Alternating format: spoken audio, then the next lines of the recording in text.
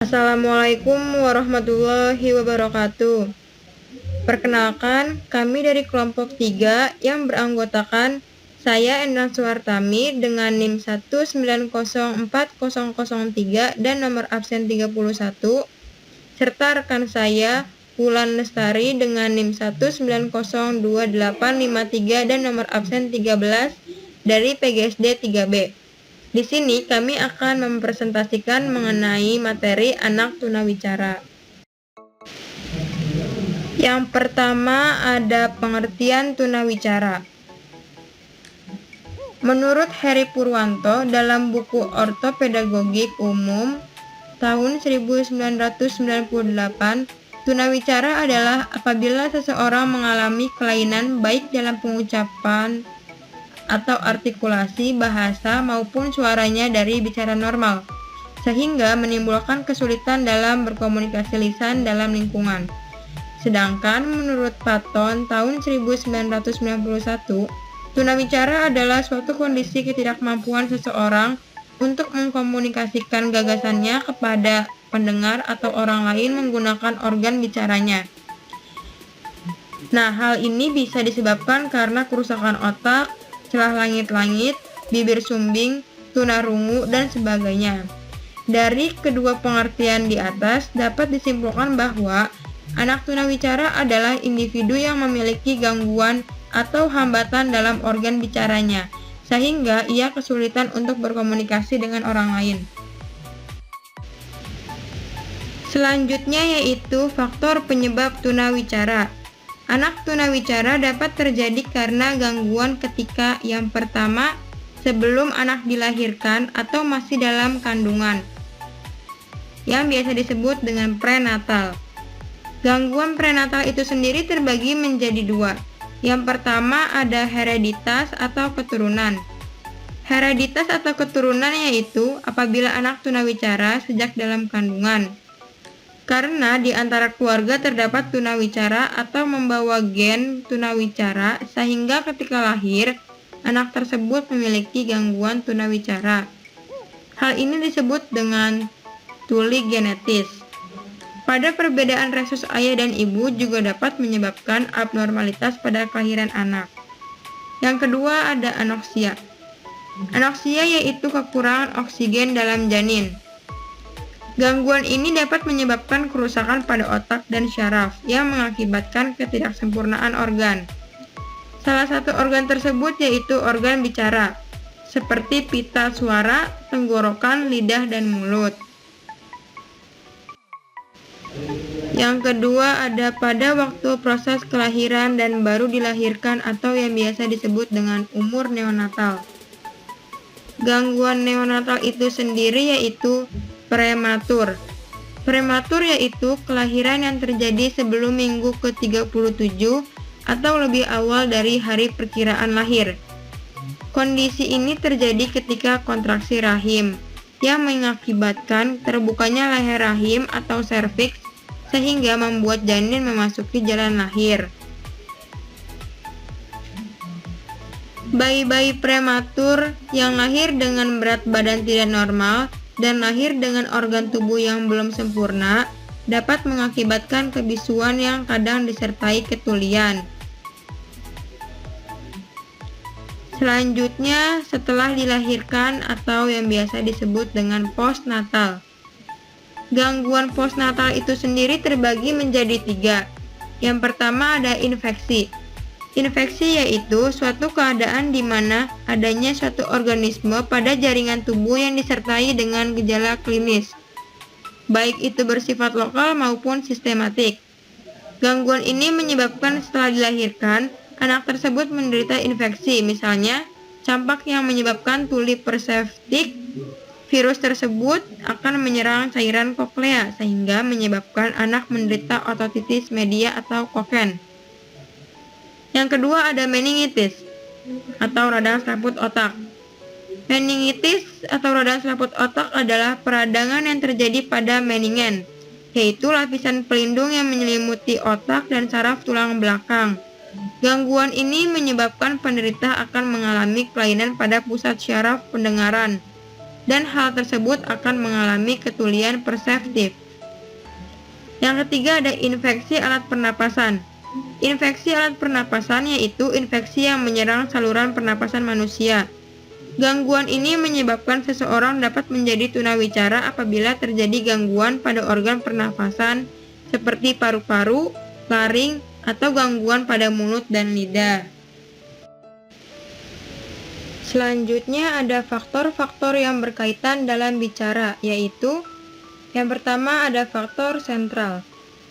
Faktor sentral berhubungan dengan sistem syaraf pusat yang mengakibatkan adanya ketidakmampuan berbahasa yang spesifik. Yang kedua ada autis. Yang ketiga ada mengalami defisit dalam hal perhatian dan hiperaktivitas. Yang keempat ada mengalami luka otak. Yang kelima mengalami gangguan fungsi kognitif, dan yang terakhir mengalami keterbelakangan mental. Faktor yang kedua ada faktor periferal. Faktor periferal berhubungan dengan gangguan sensorik atau fisik, sehingga anak akan mengalami gangguan fisik.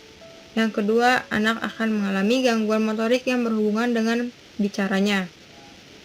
Yang ketiga ada faktor lingkungan dan emosional.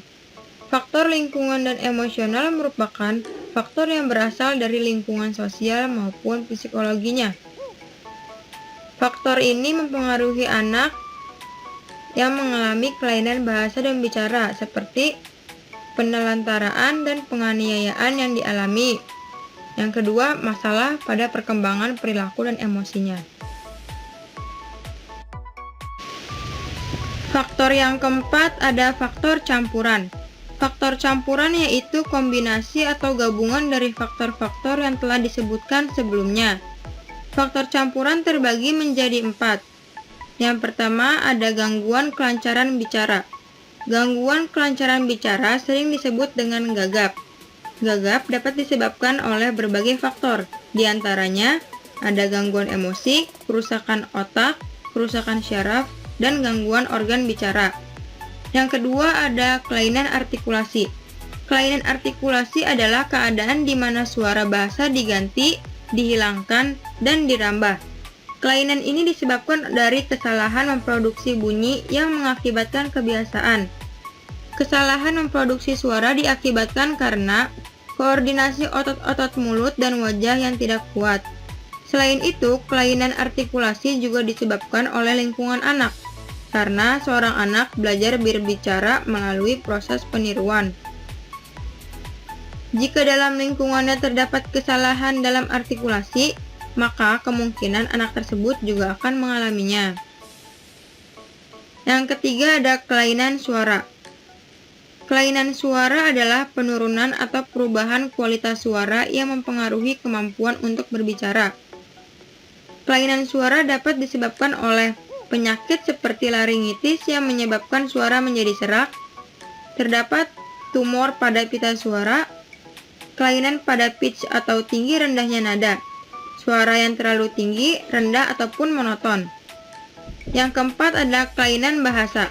Kelainan bahasa disebabkan pada kerusakan susunan syaraf pusat yang secara medis sulit diperbaiki, dan lingkungan kehidupan yang tidak alamiah manusia. Maksud dari lingkungan kehidupan yang tidak alamiah manusia ini seperti tersisih atau terisolasi kehidupan masyarakat manusia yang sewajarnya.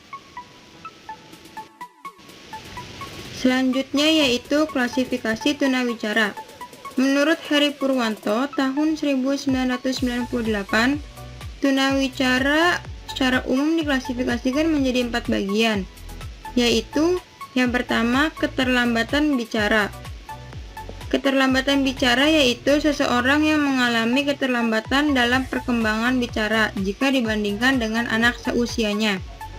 Yang kedua, gagap. Gagap yaitu kelainan dalam memulai pembicaraan yang dapat berupa pemanjangan suku kata depan atau prolongation. Yang kedua, pengulangan suku kata depan atau repetition.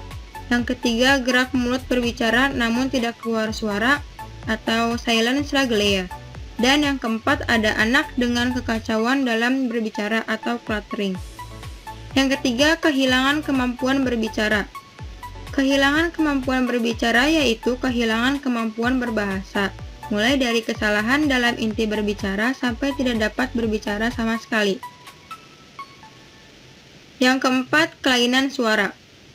Kelainan suara ditandai dengan perbedaan suara dengan anak normal. Adapun kelainan suara dapat berupa: yang pertama, kelainan nada atau pitch, yang berupa nada terlalu tinggi atau rendah ataupun monoton. Yang kedua, kelainan kualitas suara, yang berupa serak, lemah, desah. Yang ketiga, kelainan keras lembut suara. Selanjutnya, karakteristik tunawicara. Menurut Heri Purwanto dalam Ortopedagogik tahun 1998, karakteristik anak tunawicara adalah: yang pertama, karakteristik bahasa dan wicara. Pada umumnya, anak tunawicara memiliki keterlambatan dalam perkembangan bahasa bila dibandingkan dengan perkembangan anak seusianya. Yang kedua, ada kemampuan intelijensi. Kemampuan intelijensi atau IQ tidak berbeda dengan anak normal. Hanya pada skor IQ verbalnya akan lebih rendah dari IQ performanya. Yang ketiga, penyesuaian emosi, sosial, dan perilaku. Dalam melakukan interaksi sosial di masyarakat, banyak mengandalkan komunikasi verbal. Hal ini yang mengakibatkan tunawicara mengalami kesulitan dalam penyesuaian sosial, sehingga anak tunawicara terkesan terisolasi dari kehidupan masyarakatnya. Sedangkan ciri-ciri fisik dan psikis anak tunawicara terbagi menjadi beberapa poin. Di antaranya, yang pertama, berbicara keras dan tidak jelas. Yang kedua, suka melihat gerak bibir atau gerak tubuh teman bicaranya. Yang ketiga, telinga mengeluarkan cairan. Yang keempat, menggunakan alat bantu dengar. Yang kelima, bibir sumbing. Yang keenam, suka melakukan gerak tubuh. Yang ketujuh, pendiam. Yang kedelapan, suara sengau. Dan yang terakhir, cadel. Kemudian ada hambatan yang dialami anak tunawicara. Anak tunawicara memiliki keterbatasan dalam berbicara atau komunikasi verbal, sehingga mereka kesulitan dalam berkomunikasi dan mengemukakan pendapat atau sekedar menyampaikan apa yang mereka rasakan. Adapun hambatan yang sering ditemui pada anak tunawicara yaitu: yang pertama, sulit berkomunikasi dengan orang lain. Yang kedua, sulit bersosialisasi. Yang ketiga, sulit mengutarakan keinginannya. Yang keempat, sulit mengutarakan pendapatnya. Yang kelima, perkembangan psikis terganggu karena merasa minder dan terasingkan. Dan yang terakhir, mengalami gangguan dalam perkembangan intelektual, kepribadian, dan kematangan sosial.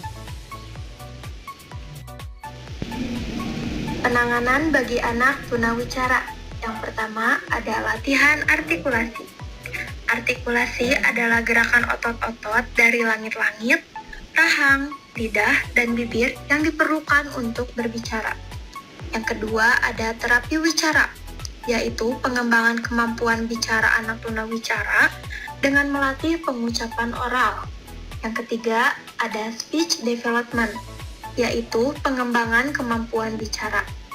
Anak tunawicara masih bisa diajak bicara. Dalam pemahaman masyarakat, masih banyak yang menganggap bahwa anak tunawicara tidak dapat membawa suara.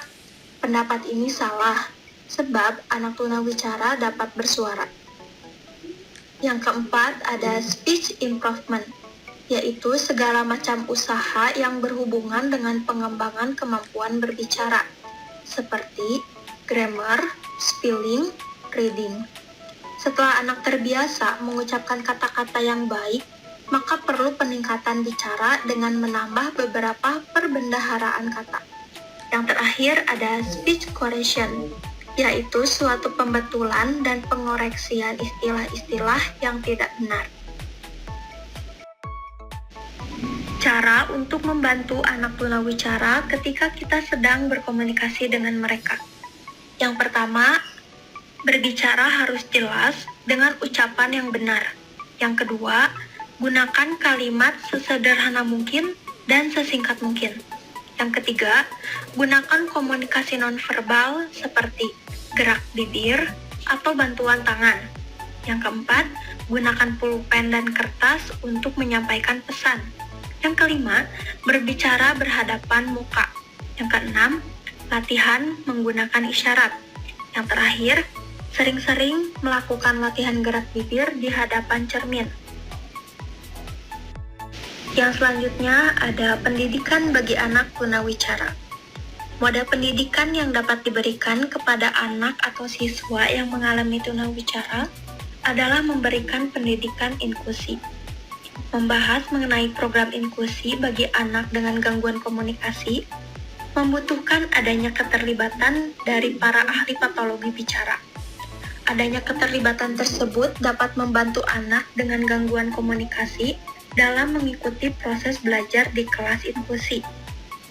Selain itu, pendidikan inklusi juga menuntut adanya penyesuaian dari kurikulum sekolah, peran serta guru, sarana prasarana, dana, manajemen kelas, serta lingkungan di sekolah. Adapun tujuan pendidikan bagi tunawicara yaitu yang pertama menangkap bentuk ucapan dana perbendaharaan kata. Yang kedua, menambah bentuk ucapan ungkapan. Yang ketiga, menambah ucapan kalimat. Dan yang terakhir, menambah keseluruhan isi percakapan. Baik, sekian materi dari kami. Terima kasih kepada teman-teman yang telah mendengarkan. Kurang lebihnya mohon maaf. Wassalamualaikum warahmatullahi wabarakatuh.